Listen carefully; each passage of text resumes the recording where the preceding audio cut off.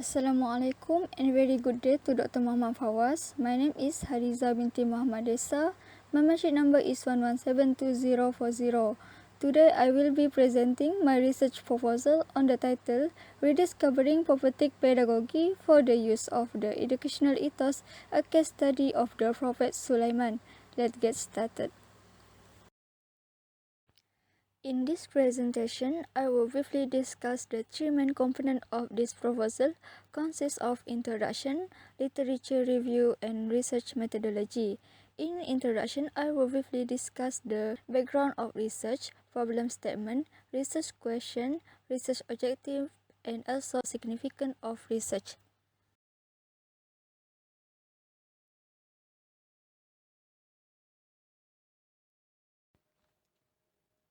This is the background of my research. In recent years, pedagogy has become a challenging activity due to modernization and globalization.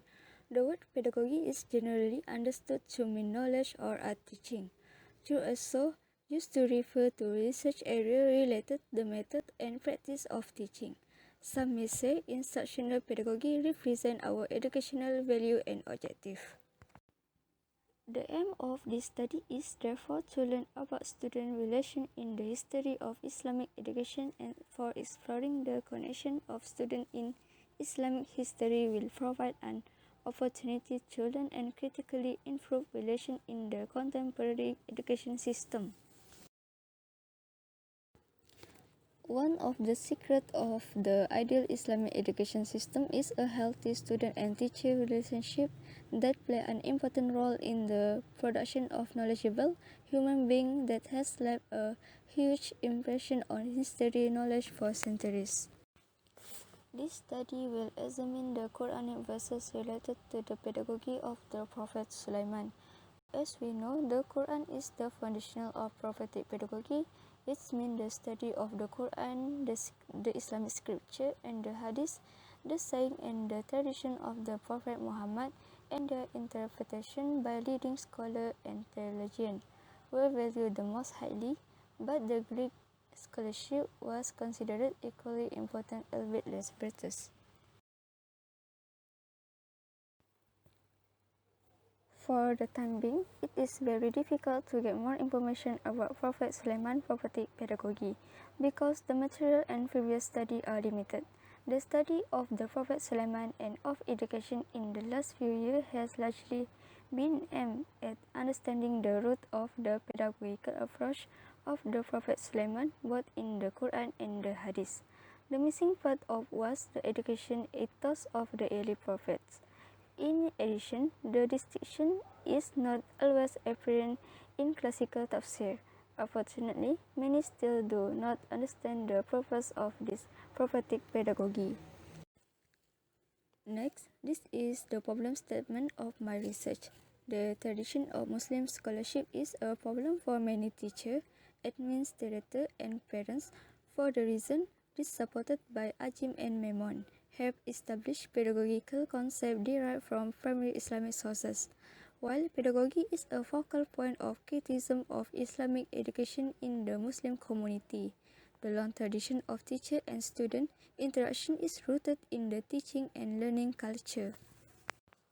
Scholars raise specific concerns about pedagogical quality. It is assumed that the modern approach to pedagogy should be based on prophetic pedagogy.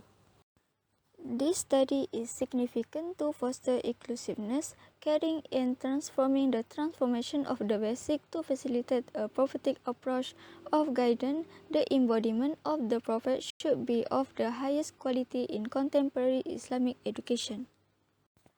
Next, to shed light on the story of the Prophet Sulaiman of classical Islamic knowledge. Therefore, this study will then inspire further discussion, debate, and research on Islamic education in the direction of renewed pedagogy practice.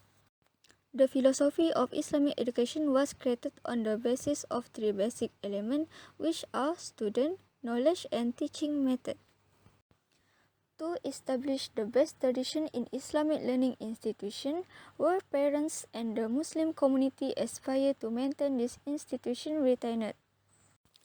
The last one is the Quranic verses related to prophetic pedagogy are important because the Quran explains the fact that the human mind will always function and trigger a variety of innovation. The research questions were formulated based on the research objective. The first one is, what is the way Muslim society can restore the Islamic educational ethos? Next, how to synchronize the pedagogy of Prophet Sulaiman through the analysis of the narrative process in a effectively way. Finally, what is the difference between the prophetic pedagogy of Prophet Sulaiman with contemporary educational practice? There are three main objectives of my research. First, to rediscover the Islamic educational ethos of Prophet Sulaiman embedded in sacred scripture from Quran and Hadith. Secondly, to synchronize the pedagogy of Prophet Sulaiman through the analysis of the narrative process. Finally, to compare the prophetic pedagogy of Prophet Sulaiman with contemporary educational practice. Next, I would like to discuss my literature review in brief. These are the sources that related to my research from 2008 until 2016. The first one is The Principle of Education in Islam by Muhammad Johdi Saleh, 2008. Next, Crafting an Islamic Pedagogy for the 21st Century by Muhammad Sabrin, 2012. This one is the article from 2017 until 2018. The first one is A Prophetic Pedagogy Framework for Islamic School by Muhammad Abdullah, 2017. The next one is New Direction in Islamic Education by Jumal Ahmad, 2018, and so on. The last one is the article from 2019 until 2020. For example, Motivational Technique for Teaching Prophetic Model by Muhammad Tahir and Saleh Yusel, 2019. The next one is Discovering by Christopher Buck, 2019. In 2020 is Kisah Nabi Sulaiman by Gun Abraham.